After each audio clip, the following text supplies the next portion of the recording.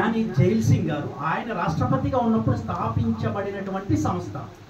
దీని ముఖ్య ఉద్దేశం ఏంటంటే, అప్పుడు భారతదేశంలో పరిస్థితులు ఎలా ఉన్నాయంటే, ప్రజల హక్కులను కాపాడాల్సినటువంటి ప్రభుత్వ సంస్థలు, కేంద్ర ప్రభుత్వమే కావచ్చు, రాష్ట్ర ప్రభుత్వమే కావచ్చు, అందులో ఉన్నటువంటి కొంతమంది అధికారులు, రాజకీయ నాయకులు, ఇట్లా ప్రభుత్వమే ప్రజల యొక్క హక్కులను ఉల్లంఘిస్తూ ఉంది. ప్రజల యొక్క హక్కులను కాపాడాల్సిన బాధ్యత ఎవరిది? ప్రభుత్వాలు, అంతే కదా. సో ప్రభుత్వాలే ఉల్లంఘన పాల్పడితే దిక్కేంటి?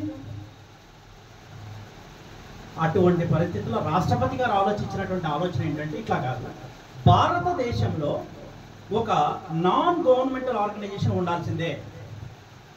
ప్రజల హక్కులు కాపాడటానికి గవర్నమెంట్ సంస్థలే కాదు, ఇట్లాగే స్వచ్ఛంద సంస్థలు కూడా వారి యొక్క పాత్రను పోషించాల్సినటువంటి అవసరం ప్రజెంట్ ఈ దేశంలో ఉంది అని గమనించి రాష్ట్రపతి గారు స్థాపించినటువంటి సంస్థనండి all India human rights association అనేది. తర్వాత చాలా రకాల ఎన్జిఓస్, హ్యూమన్ రైట్స్ వచ్చాయి. సరే, వాటన్నిటి గురించి ఇప్పుడు మనం చర్చించుకునే సమయం లేదు, అవసరం కూడా లేదు, రెండూ లేవు. మనకి ఇప్పుడు కావాల్సింది ఏంటి? మనమందరం ఇక్కడ ఎందుకు వచ్చున్నాం ఈరోజు?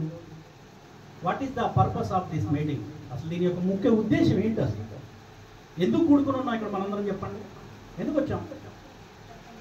మన పనులను మానుకొని, మనకున్నటువంటి సమయాన్ని వెచ్చించి మనమందరం ఇక్కడ కూడుకొని ఈ కార్యక్రమాన్ని పెట్టడానికి గల ముఖ్య ఉద్దేశం ఏంటి అసలు? ఈరోజు ఇక్కడ భద్రాచలంలో ఈ ఏజెన్సీ ఏరియాలో ఇప్పుడు ప్రతి మనిషికంటూ ఒక గోల్ ఉంటుంది, ఎయిమ్ అండ్ ఆబ్జెక్ట్. పుట్టామా చచ్చామా అన్నట్టుగా కాకుండా కొంతమందికి ఏంటంటే మనం బ్రతుకుతూనే, మన జీవితాన్ని మనం గడుపుతూనే 10 మందికి ఉపయోగపడాలి, అంతే కదా. ఇది సాటి మానవుడిగా ప్రతి ఒక్క మనిషికి ఉంటుంది. దీన్నే సేవా దృక్పథము అంటారు, అంతే కదా. అట్లాగా సేవ అనేది అనేక రకాలుగా చేయొచ్చు. ఆర్థికపరమైన సేవ చేయొచ్చు, న్యాయపరమైన సేవ చేయొచ్చు, ఇంకా అనేక రకాల సేవలు ఉన్నాయి. ట్రస్టులు పెట్టచ్చు, ఆశ్రమాలు పెట్టచ్చు, లేదా విద్యకు సంబంధించినటువంటి దానాలు చేయొచ్చు, ఇన్స్టిట్యూషన్స్ కట్టచ్చు, విద్యా సంస్థలు కట్టచ్చు, ఇట్లాగా.